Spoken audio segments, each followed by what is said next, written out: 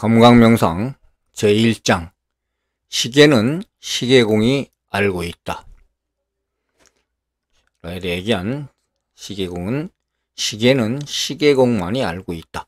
자, 사물의 진실을 깨뜨려 본 자는 행복하다. 보지 이렇게 얘기를 했죠.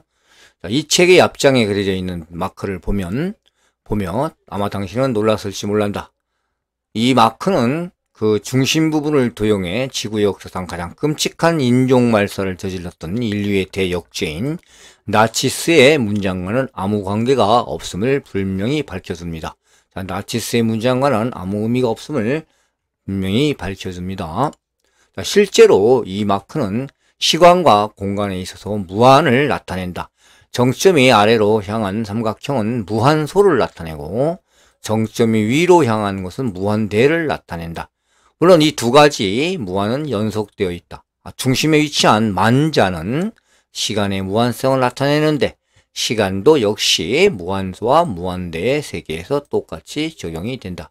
자, 우리들보다 25,000년이나 진보한 과학 덕분에 엘로힘은 우리들을 구성하고 있는 원자의 미립자들도 그 자체가 우주이며 그 속에는 우리들과 같은 지적 생명체가 살고 있는 행성들이 존재하고 그들 역시 또 다른 무주인 원자의 미립자들로 구성되어 있다는 사실을 증명할 수가 있었다. 자, 엘로힘은 또 우리 우주의 별들이 어떤 거대한 생명체의 한 부분을 이루는 원자의 미립자로 구성하고 있다는 사실도 증명할 수 있었다. 아마 이 지적 생명체도 그의 행성에서 하늘을 바라보며 그들 우주 역시 거대한 원자의 미립자에 지나지 않는 그들 원자의 다른 곳에도 생명체가 존재할 것인가에 대한 의문점을 던지고 있을지도 모른다. 실험실에서 우리들을 창조한 우주로부터 온 이들 엘로힘은 시간 역시 그들이 경고하는 우주의 질량에 반비례한다는 사실을 발견했다. 말하자면 우리들에 있어 1초는 우리들의 발가락 속에 있는 행성 위에 사는 사람들에겐 수천만 년이며 반대로 우리들이 한평생은 지구가 그 원자성 미립자인 사람들에게 있어서는 1초에 몇천만 분의 1도 안 될 것이다.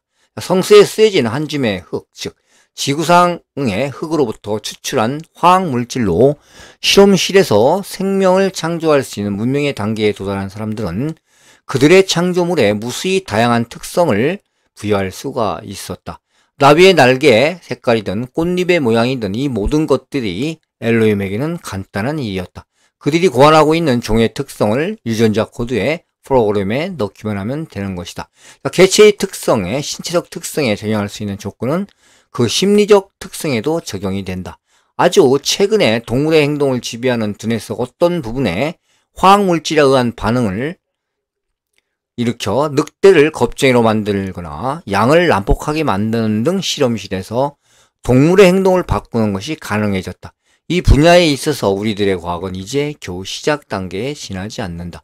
만일 우리들이 실험실에서 동물을 창조한다면 무엇보다도 먼저 그것의 신체적 외양을 부여하고 그 다음에 심리적 특성을 결정해야 할 것이다. 심리적 특성은 명백히 그 외형에 영향을 주기 때문에 만일 초식 동물을 만들 경우 풀을 심는 데 적당한 치열을 생각하지 않으면 안 될 것이다. 어떤 동물은 매우 추운 기후대에 살게 하려면 두꺼운 털을 갖게 해줘야만 할 것이다.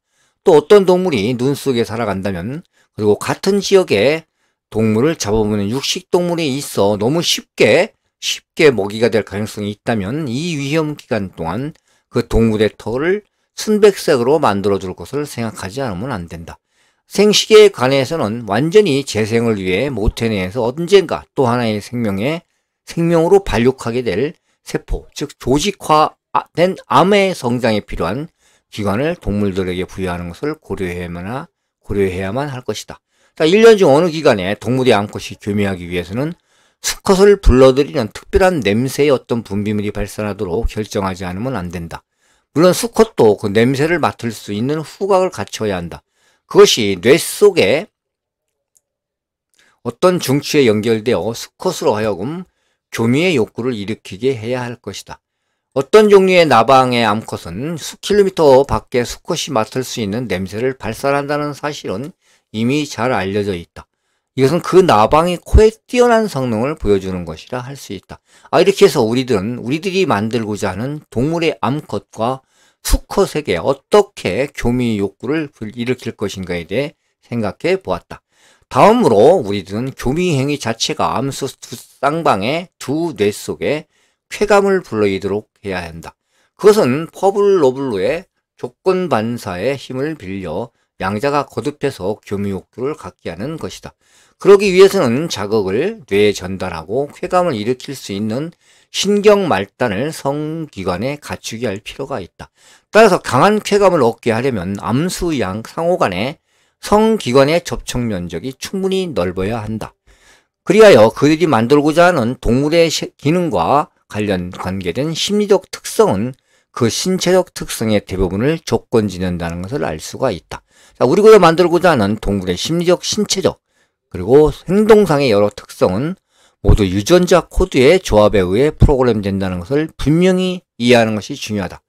그것은 알파벳의 글자를 나열하는 방법에 따라 길고 읽기 힘든 문장이나 짧고 간결한 문장, 전문적이고 난해한 문장 혹은 시적이고 정열적인 문장이 될 수 있으며 또 동일한 알파벳으로 구성된 문장이 독자에게 증오, 성욕 또는 타액 분비 등 여러 가지 반응을 일으킬 수 있는 것에 정확히 비교될 수가 있다. 문자를 일정한 방법으로 배열하는 대신 원자나 분자를 일정한 순서로 배열함으로써 두 개의 날개를 가질 수 있는 동물이나 사족 동물 또는 초식 동물이나 육식 동물, 태생류나 난생류 등 무엇이든지 만들어낼 수 있는 것이다. 모든 생물이 가지고 있는 이 유전자로 된 문장을 과학적으로 유전자 코드라고 부른다. 비전되어 온 어떤 전통에서는 그것을 각 동물의 명칭, 그 자신의 고유한 이름인 동시에 그 이름의 대답으로 간주하고 있다. 이리하여 우리들이 어떤 생물을 만들고자 할 때 우리들이 원하는 대로 욕구나 행동, 습성 등 심리적인 특성과 마찬가지로 신체적 특성을 설계할 수 있음을 알았다. 엘로힘이 지구상의 생명체를 설계했을 때 그들은 방대한 종류의 동물들과 식물들을 창조했다. 자, 그들은 이 생물들의 욕구와 정식 시스템의 균형을 이루게 함으로써 환경이 창조 당시와 동일한 생물 전체가 번식하고 오랫동안 살아남도록 했다. 현대적인 용어를 빌리자면 엘로힘에 의해 실험실에서 창조된 지구상의 동식물 전체가 생태학적인 균형을 이루지 않으면 안 되었다. 식물은 초식동물의 먹이가 되고 초식동물은 육식동물의 먹이가 된다. 육식동물이 너무 많이 불어나게 되면 먹이가 부족해지고 그 결과 약해져서 대개 전염병으로 많은 수가 죽게 된다. 이 전염병에서 극히 소수의 육식동물이 살아남기 때문에 초식동물은 다시 많은 숫자로 번식하게 된다. 자, 이들은 살아남은 육식동물에게 풍부한 먹이를 제공하게 되고 이러한 사이클은 무한히 계속된다. 차례로 먹기는 이런 불균형의 연속이 전체의 생태학적 균형을 이루게 하며 창조물 전체의 존속을 가능케 해준다. 성서의 기술된 대로 엘로힘이 최종적으로 그들의 형상대로 자기들의 모습과 닮은 인간을 창조하기로 결정했을 때 그들은 인간에게 그들과 동일한 신체적 외형과 심리적 특성을 부여하기로 했다. 자, 시계를 만든 시계공 이상으로 시계에 대해 잘 아는 자가 있겠는가? 물론 있을 수 없다. 따라서 인간의 모든 심리적 특성들은 그를 창조한 자들에 의해 명백히 의도적으로 부여된 것이기 때문에 이들 능력을 활용할 수 있는 최선의 방법은 사용 설명서를 통해 설계자들 자신만이 줄 수 있는 것이다. 이 점에 관해서 인간과 동물의 차이점을 분명히 해두는 것이 중요하다. 동물들은 자연적인 서식처에서 그것을 변경하는 일 없이 자라고 완성하게끔 설계되었다는 단순한 이유로 그들의 환경에서 자동적으로 자라고 완성된다. 반면 인간은 환경을 개조할 수 있도록 설계되었다. 사실 동물들은 그들이 질문할 수 없는 기호와 욕구가 이미 부여된 채 설계된 반면 인간은 모든 면에서 자기 습성을 변경하는 것이 가능하다. 자, 예를 들면 주거 상태를 살펴보면 개똥집악기는 항상 똑같은 방식으로 둥지를 지어왔으며 또 앞으로도 그럴 것이다. 반면 인간은 움막에서 에스키모의 이글루 등을 거쳐 고층 빌딩에 이르기까지 다양한 형태로 변화시켜 왔다. 하지만 실은 인간을 특징 짓는 이 높은 지성이야말로 인간을 자연스럽게 자기 완성과 개화를 이루려고 할 때 부딪히는 장애의 본질적 원인이 되고 있다. 새가 잘 자라고 잘 먹고 태양 아래에서 깃털을 고를 때 새는 자동적으로 완전한 조화 상태에 있게 된다.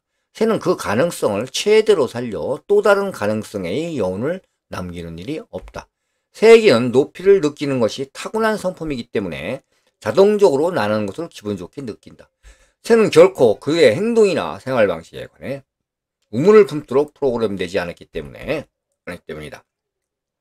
새들은 모든 동물과 같이 특수하게 프로그램된 컴퓨터들인 것이다. 이에 반해 인간은 탄생한 이래 자기 자신에 대해 끊임없이 이 질문을 계속해왔다. 바로 이 때문에 인간은 창조자인 것이다. 잘 자고 잘 먹은 후에도 인간은 식량 부족 시를 대비해서 충분히 식량을 축적하는 방법에 대해 생각한다.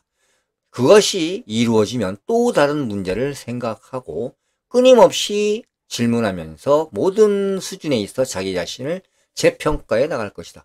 주거나 식량 등 일생을 사는데 필요한 모든 것을 충분히 가지고 있다고 해도 사람들은 여전히 더욱 놀랍고 모험적인 계획에 손을 뻗칠 것이다. 그것은 예술에 대한 사랑으로 예술적 창작에 몰두하거나 자산을 늘릴 목적으로 사업을 창시하는 일이 될 수 있고, 또한 단순히 무엇인가 한 가지 일에 전념하는 일이 될 수도 있다.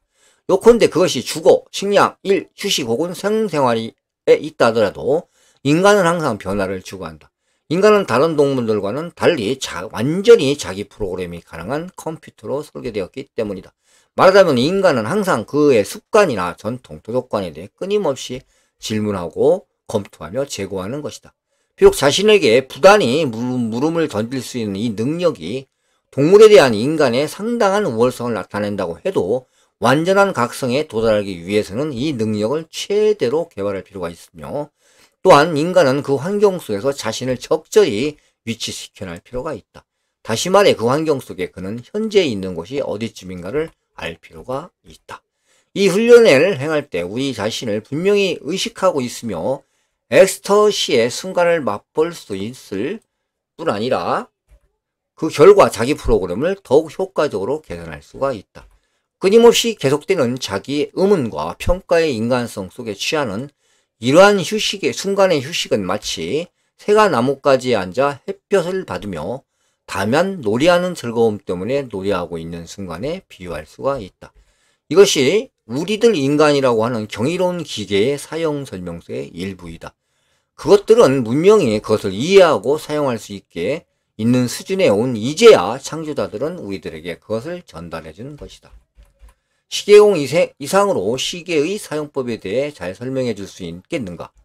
감각명상은 오래전 실험실에서 우리들을 창조하기 위해 머나먼 그들의 행성으로부터 날라온 사람들에 의해 밝혀진 것이다. 지금의 모습대로 우리들을 설계한 창조자들로부터 주어졌다는 단순하고 소박한 이유만으로도 감각명상이 인간의 각성과 완성을 위한 가장 간단하고도 가장 효과적인 기법이라 할 수 있다. 확실히 많은 방법들이 현재 알려져 있고 그 대부분이 동양으로부터 전해져 왔다. 이들은 오래전부터 붓다나 티베트의 승려들, 일부 예언자들이 엘로힘으로부터 전수받은 것들이었다. 그러나 이러한 가르침은 당시 아주 어리석은 미신과 신앙에 가로잡혀 있던 미개인들에게 주어진 것이고, 그들 대부분이 엘로힘의 가르침을 그릇되게 또는 부분적으로만 이해했기 때문에 제자들에게 계속 전해지는 동안 거의 완전히 왜곡되고 말았다. 엘로힘이 가르쳐준 가르침은 너무나 자주 당시 원시적 신앙과 혼합되어 종교들을 만들어냈으며, 이러한 종교들이 일부 우수한 명상법을 보존해 오긴 했지만 불행히도 강압적인 신비주의와 퇴행적인 의식주의에 의해 뒤범벅이 되어왔다. 엘로힘의 최근 메시지 덕분에 재발견된 본래의 명상교육은 원점으로의 회귀를 의미하며 우리들로 하여금 모든 동양적 기법의 확고한 근거를 이해할 수 있게 해준다. 이것은 바로 우리들의 창조자들이 그들의 창조물이며 친자식처럼 사랑해온 인간의 심신 조건을 개선하기 위해 태초부터 끊임없이 우리들을 도와왔다는 사실을 명백히 증거하는 것이기도 하다. 그러나 원시적이고 비판적인 우주관으로부터 나온 잘못된 관념이나 죄악감을 마음으로부터 불식시키지 않는 한 완전한 조화를 달성할 수 없음을 부연해둘 필요가 있다.